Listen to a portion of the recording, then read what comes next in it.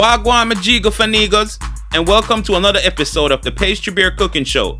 And this week, I'm doing my mom's favorite, brown stew beef and garden vegetables. Now, growing up in Jamaica, my mom used to always make this. It's either on a Sunday or sometimes she do it on a Wednesday. This was her favorite meal of all time. So I want to elevate this dish today. So I'm going to use a more tender cut of beef because normally you would use like cheaper cuts. So today I'm using a tenderloin.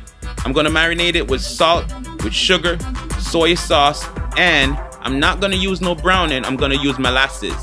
So I'm going to marinate my beef and let it sit for about 2 hours. At the end, I add a little bit of thyme to bring up that flavor because you know I like cooking with thyme.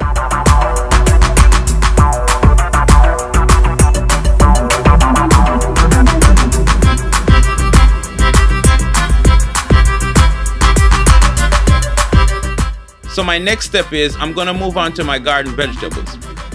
And again, we're not typically eating these type of vegetables, but when you're cooking brown stew, you always put carrots and Irish potato.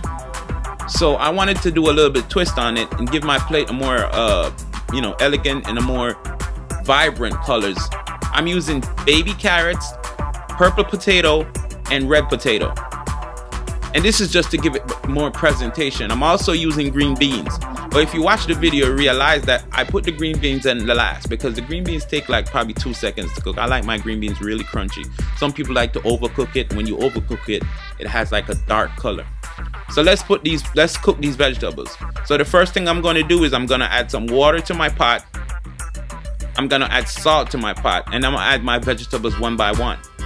Again, I did not put my string beans in the pot because the potatoes and the carrots take a longer time to cook, and my beans I like to cook them like really quick, so like just dropping them in the water or blanching them as they call it for like 2 seconds.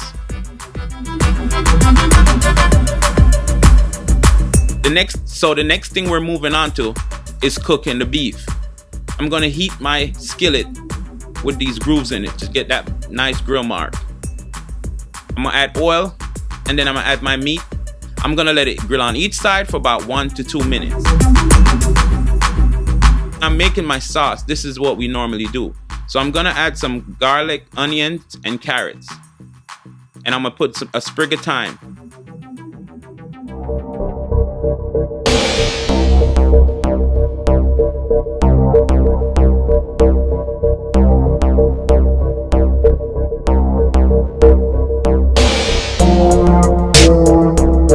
Then I'm gonna add some beef stock to it.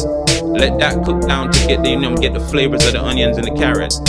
After I cook that down for a second, I'm gonna add my beef to it for about cooking in there for like 2 seconds so it can absorb some of that juiciness. The next step, I'm gonna strain the vegetables, and I'm just gonna use the liquid. Now the liquid is gonna be the sauce base. I learned over the years that to get a good brown stew sauce, you have to have a balance with sweet and salt. So I add molasses to it, I add a little bit more soy sauce, and I had sugar. So I add the sugar to it to get the sweet, and I add salt at the end to get the saltiness. You cannot make brown stew and not add tomato paste or ketchup. In the Caribbean, we use ketchup. So I just add some ketchup to it and let that cook down for a little bit. Now the cooking process is what thickens it. Sometimes I may put cornstarch, but not all the times. So I put my meat in, I let that saute for a little bit. I pureed the vegetables that I strained from the liquid, and I add a little bit to the sauce to thicken it. Instead of using the cornstarch, you can just puree the vegetables, or you could just puree the whole sauce and thicken it. So let's move on to the plating. Again, all the dishes that I make, I try to elevate the presentation. The objective is we're trying to change the narrative of Caribbean food.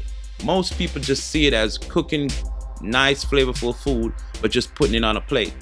And I want to change that. So I'm going to give it the most beautiful presentation I can come up with.